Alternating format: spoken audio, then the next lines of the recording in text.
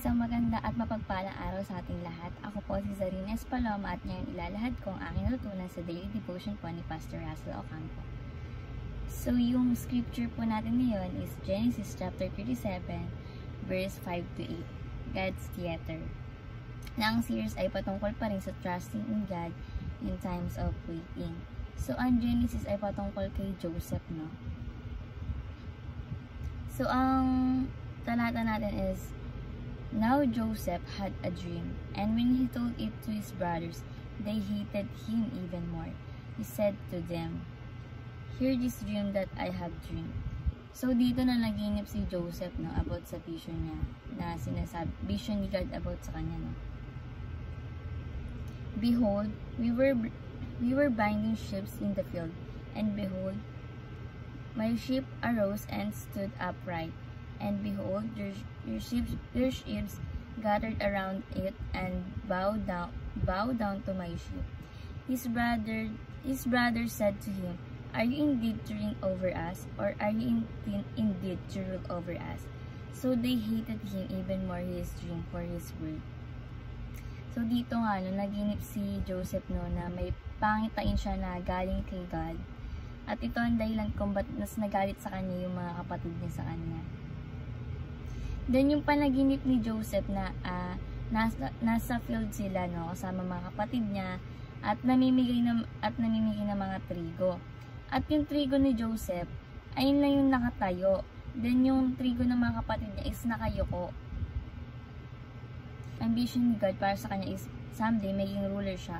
Mag-rule siya, mamahala siya at maghahari sa kanya mga kapatid, pero in time of waiting. So, dito kasi si Joseph kasi, parang siya yung may vision na, siya yung parang inatasan ni God na mag-rule or mamahala sa kanya mga kapatid. So, di ba yung kapatid niya is nagagalit sa kanya, naiinis kasi nga dahil doon. So, ang ginawa ng mga kapatid niya, inisip na patayin siya. Kaso imbis na patayin siya, hinulog siya sa balon. Kaso sabi nung isa niyang kapatid, parang hindi pa sapat yun, no? So, pagtas niya ihulog sa balon, parang ibinenta siya sa mga Egyptian, no? Then, dun sa Egyptian, dun siya naging alipin. Then, naging parang goods naman yung pamumuhay niya dun sa Egypt. Kaso nga lang, parang napagbintangan siya na parang ginahasan niya yung asawa nung emperor ba yun? O yung hari. Kaya nakulong siya doon, naglukmok, naiyak, nagdurusa, no? So, ang teaching natin, ang katuruan ni Pastor Russell ngayong umaga ay, number 1 is, there is a waiting time from vision to reality. So, may vision si God sa atin, no? May plano siya para sa atin. May gusto mong mangyari yung ating Panginoon sa ating buhay. But, may period of waiting. No? May panahon sa paghihintay. So, habang tayo naghihintay, syempre, kailangan natin is magtiwala lang kay God. No? Sabi nga, trusting in God times of waiting. Para nga tayong maliliit pa lamang na agila na sinasabi na ang vision ni God is someday lilipad tayo. Ba't hindi pa ngayon? Kumbaga may panahon para doon. May panahon para lumipad. Ganun, yung mga agila. Parang ganun din tayo, no? May panahon tayo para sa itinakda ni God na future para sa atin, no? Katulad sa atin, sa future natin is gusto mangyari. Vision ni God is someday, matutupad mo yung mga gusto mo sa buhay, yung tagumpay na gusto mong marating, but may tamang oras at panahon para dyan, no? Kailangan lang talaga natin is maghintay, magtiwala sa Kanya, no? At ayun ay tutuparin niya. No, wala namang imposible pagdating sa ating Panginoon kung tayo magtitiwala at manampalataya sa Kanya. So, sa vision ni God ay may period of time waiting, no, para maging realidad bago ito maisakatuparan. So, number 2 is, waiting may involve trials and hardships. So, yung paghihintay, no, may kaagibat siya ng problema, pagsubok, pagdurusa, katulad kay Joseph, no. Diba, nakulong nga siya sa Egypt. Pero lagi natin tandaan na kumikilos ang Diyos para sa atin, no? So, sa ating buhay, no, katulad ni Joseph, no, pero, parang, di ba, nakulong siya, ay tinapon siya sa balon, ginawa siyang alipin, nakulong siya, pero in the end is, naging successful siya, no, ganun din tayo, madami tayong pagsubok na pagdadaan sa buhay, but in the end, with God, tayo maging successful, someday, tayo maging matagumpay, no. Pero huwag natin kalimutan na sa kabila ng problema, pagsubok, pagdurusa, pag-iyak, or whatever, ang ating Panginoon na hindi humihinto sa pagkilos sa ating buhay, no? He works even trial and hardship, no? Number 2, no? We are actors in God's theater. Tayo raw po ay actor-actress sa theater ni God, no? Kapag si God yung nagsulat ng story ng buhay natin, is talagang napakaganda, no? In the end of story is, name pa rin ni God, o si God pa rin yung maitataas natin sa story na ginawa niya para sa atin, no? Yan. Kumbaga, si God yung parang bida, no? Kaya, sa story o ginagawa ni God na story para sa buhay natin, is kailangan na natin gampanan yung mga magandang story na ginagawa sa atin ni God, no?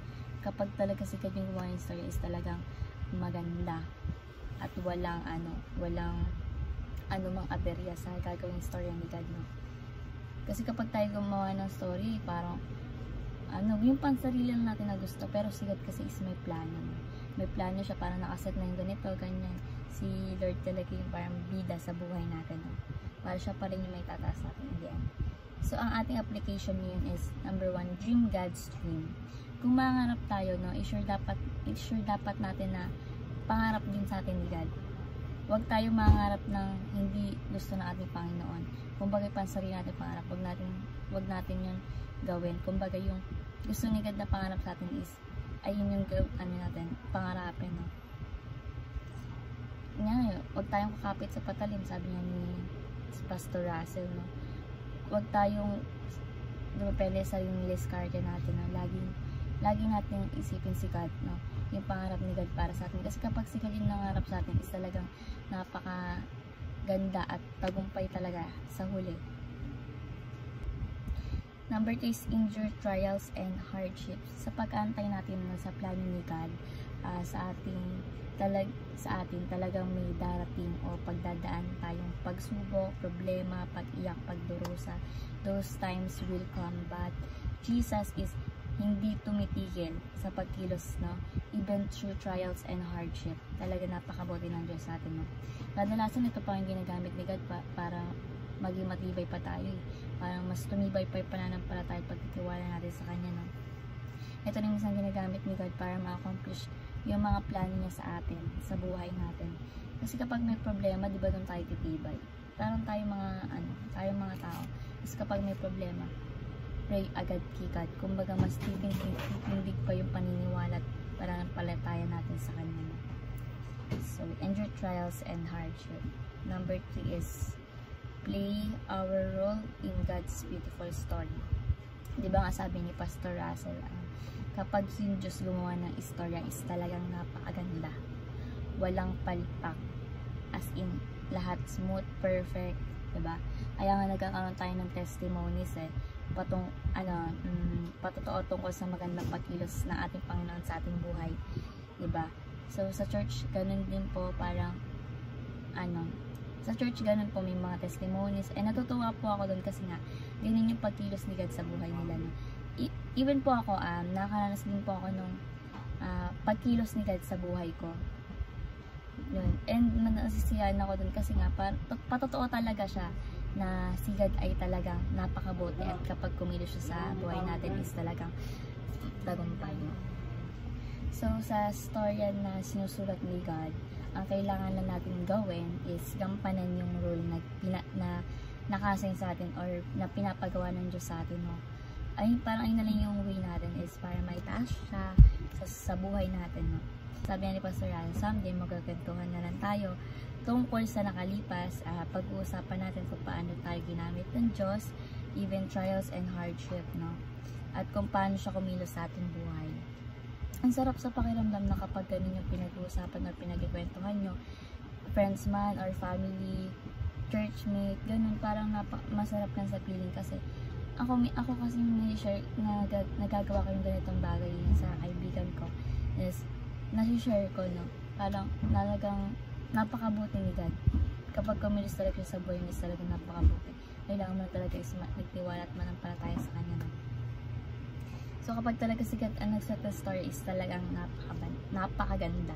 Kaya wag natin tangkayin na tayo yung magsulat ng story natin sa buhay niya. Wag natin subukan na tayo yung gumawa ng magiging life natin sa sa future, no? Wag natin gawin yun. No? Ang sumulat ng story o plano niya sa ating buhay. Hayaan mo si God. Hayaan natin si God na gumawa o mag-direct sa atin sa future. Hayaan natin siya yung sumulat dun sa istorya na gagawin niya, no? Para sa ating buhay at tagumpay. Kaya tayo ay magpasakop sa kanya. Diba? Example lang, diba? Kapag tayo nagsulat, parang nag-decision sa sarili natin. Diba? Kapag tayo nag-direct ng buhay is, yung kakalabasan nun is pangit. Or kaya, hindi man pangit is mapapahamak tayo. No? Parang negative ka nun. Kaya, yun. Hayaan natin si Lord yung mag-direct ng buhay natin sa future. Katulad kay Joseph na napakaganda ng story na ginawa sa kanya ni God. From betray, iyak, pagdurusa, whatever. Pero in the end talaga is naging successful siya. Kumbaga, yung mga kapatid na is sa kanya pa rin lumapit. Kaya nga yung sabi si Joseph yung ruler or rule na maghahari sa kanyang mga kapatid niya.